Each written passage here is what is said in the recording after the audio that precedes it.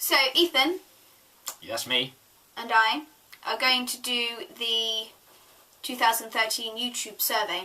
Nerimon's YouTube survey. That's the one. I was going to do it on my own, and then I thought it'd be cool if Ethan did it too. So there'd be two of us answering, which would be awesome. Well, thank you for inviting me. That's alright. You ready? I'm ready. Number 1. What is your biggest fear? I'd have to say my biggest fear is being buried alive.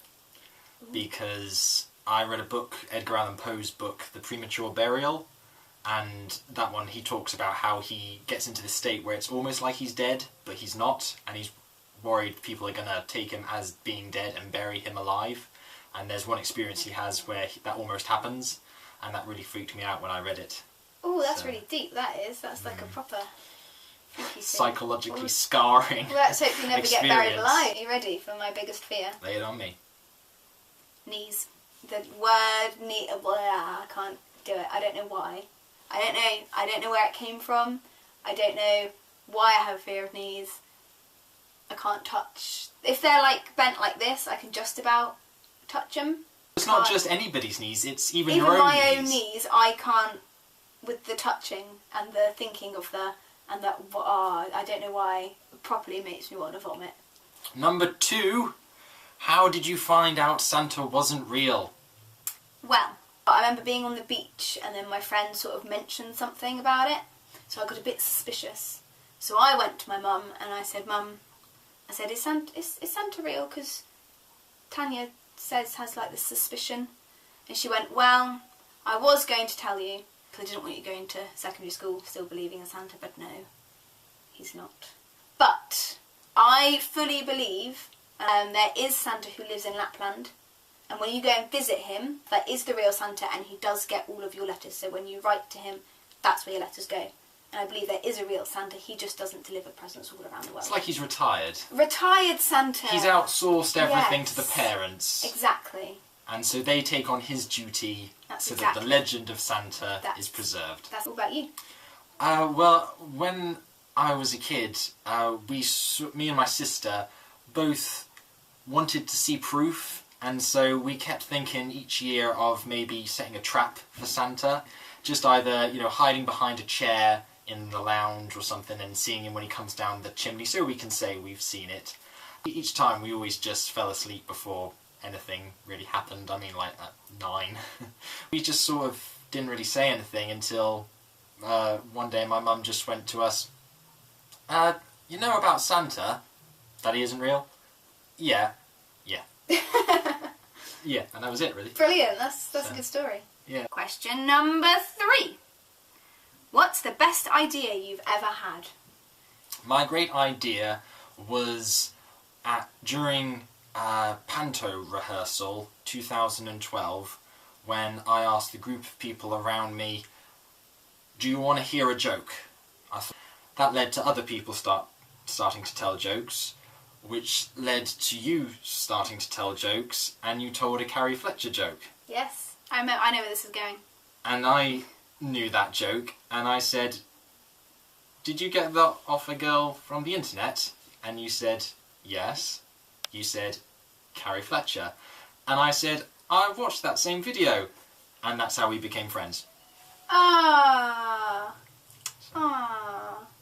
You. Me. Mine, 9 years ago, when I decided to audition for the Panto.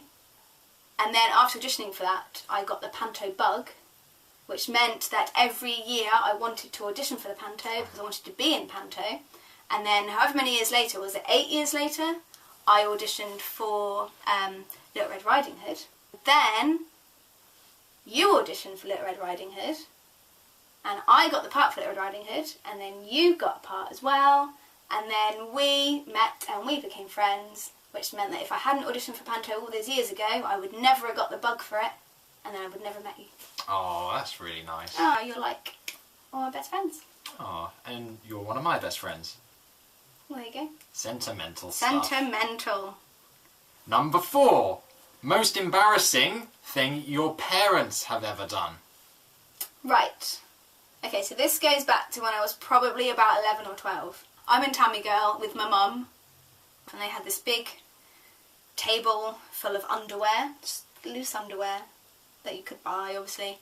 And there were these teenage girls sort of just looking over. Oh, it's so embarrassing even thinking of it. Just looking, like, just over there. Mum comes along, picks up a pair of pants, and goes, "Oh, Natalie, aren't these lovely little pants you could wear?" And I just went, "Oh, yeah." And I was just like, "Oh." And the girls obviously saw and looked, and I was just like, "Oh my God, can we just," and just like exit the shop. Oh my God, it was so embarrassing. I had two of my guy friends over, and we were just playing some video games. My dad walks in behind us and says, "Hi guys," and we all turn round, and there he is in his pants. And I was like, "Dad, what are you doing?" And he said, "I just come in for my clothes." I said, "You're in your pants!" and the guys just laughed, and they don't let me forget it to this day. Oh, that is embarrassing. Yeah. Oh, that trumps mine. Okay, question number 5. If you could pick only one career for the rest of your life, what would it be? I think I would have to say Professor of Italian History. Ooh. Because I love Italian history so much, and I'd love to know everything there is about it. There you are. That's really cool. That's a really good answer. Oh, I like thank you. that. Very, very good. Mine, now, there's my one career I'd have that I could actually, is an actual career that I could actually possibly get. And then there's just the dreamland career that... Like being a unicorn just, or something. Yeah, similar. That one would be McFly's personal assistant. The other one, the one that is an actual career, is just be in the West End. The ultimate dream would be Kate Monster and Avenue Q with the puppets. Oh yeah, you've shown me that. Yep. Or Penny Pingleton in Hairspray.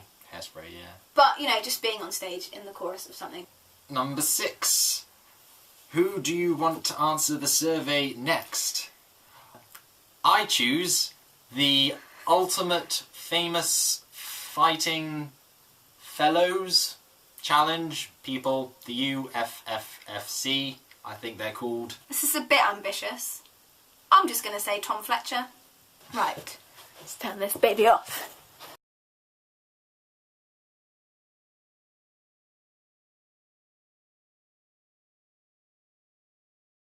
The police interview you, so why did you bury him alive? Showed me his knees. Yeah. Don't like him. Terrified. La.